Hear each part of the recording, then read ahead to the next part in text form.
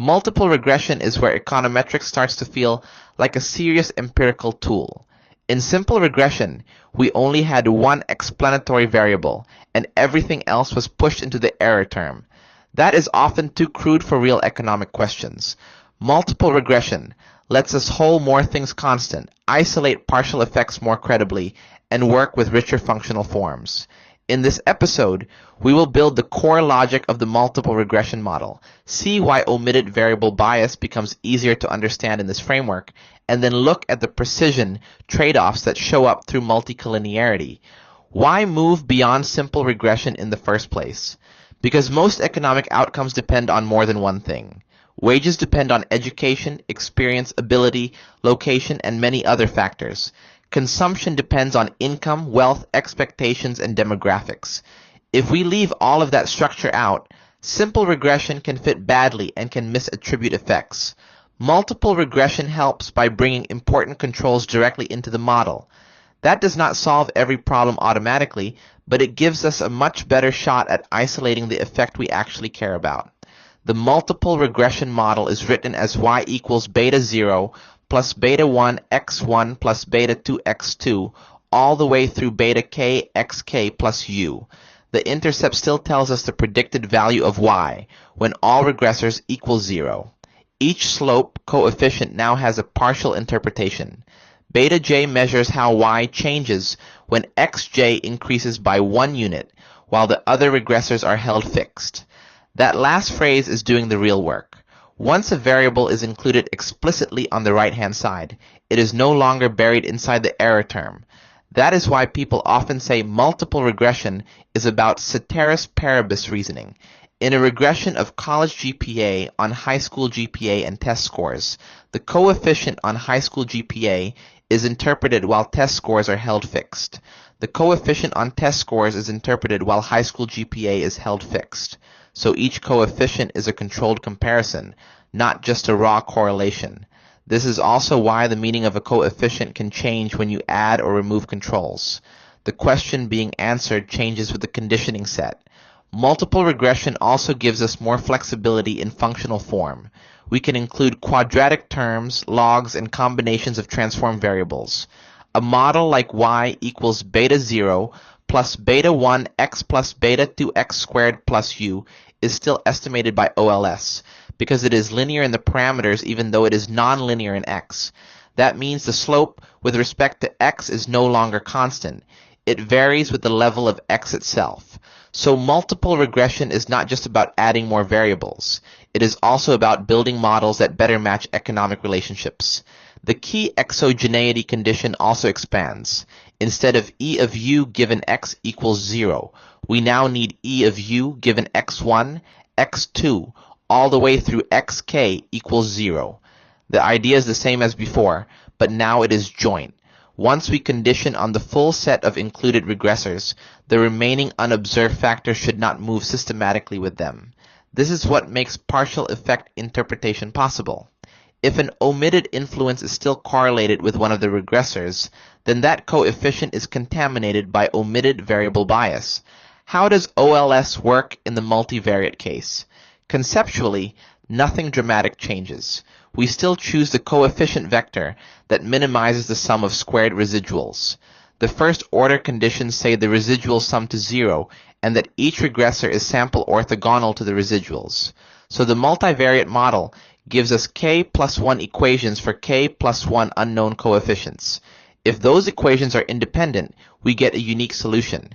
If they are not independent, then we run into collinearity problems. The most extreme case is perfect collinearity. That happens when one regressor is an exact linear combination of the others. In that situation, the data cannot tell us how to separate the individual effects, so the OLS coefficients are not uniquely identified. This can happen because of accidental duplication, bad transformations, or a full set of dummy variables with an intercept. It is important to separate this from ordinary multicollinearity. Perfect collinearity is a fatal identification problem. Ordinary multicollinearity is usually a precision problem. Now we can state omitted variable bias more clearly. If a relevant variable is left out of the model, the coefficient on an included regressor becomes biased when two conditions hold. First, the omitted variable actually matters for y. Second, the omitted variable is correlated with the included regressor. If either condition fails, the omitted variable does not bias that coefficient. So the formula is conceptually simple. Bias comes from omitted relevance times correlation. That is why adding the right control variables can dramatically change an estimate. Take the classic wages and schooling example. Suppose ability raises wages, and suppose ability is positively correlated with education. If ability is omitted, then the schooling coefficient picks up part of the ability effect. The result is upward bias. Education looks more powerful than it really is, because it is partially proxying for ability. This example is so useful because it shows that omitted variable bias is not just a technical nuisance. It is a direct consequence of confusing one channel with another. Next comes precision. Under homoscedasticity, the variance of beta hat j takes a simple form. It equals sigma squared divided by the total variation in xj times 1 minus rj squared. That formula is packed with intuition. Precision improves when the error variance is small. Precision improves when xj has more variation of its own. And precision gets worse when xj is highly explained by the other regressors, because then very little independent variation is left to identify its coefficient cleanly. That last point is the essence of multicollinearity. One regressor overlaps too much with the others, so the coefficient becomes noisy. Multicollinearity does not by itself create bias, but it can inflate standard errors enough that interesting effects become hard to detect. The temptation is often to drop variables to reduce this problem, but dropping an important control can reintroduce omitted variable bias. So the real issue is not just variance, it is the trade-off between variance and bias. This gives us a useful way to think about model design. Adding relevant controls can reduce omitted variable bias and may also reduce the error variance. Adding irrelevant controls can do the opposite. They may not improve fit much, but they can increase variance through extra overlap with existing regressors.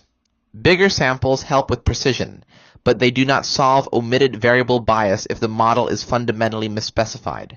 So good econometrics is not about maximizing the number of controls. It is about choosing a specification that matches the economic question. Put all of this together with homoscedasticity, and we get the Gauss-Markov framework for multiple regression. Under the standard assumptions, OLS is blue, the best linear unbiased estimator. Best means that among linear unbiased estimators, OLS has the smallest variance. We also estimate sigma squared using the residual sum of squares divided by n minus k minus 1, because every additional regressor uses up degrees of freedom. That is the bridge from the conceptual model to the standard errors and inference results we will use later. Multiple regression is the core workhorse of applied econometrics because it lets us think in partial effects, control for competing explanations, and weigh bias against precision in a disciplined way. Next, we formalize this machinery with matrix algebra, which gives us a cleaner and more general language for expressing the whole regression framework.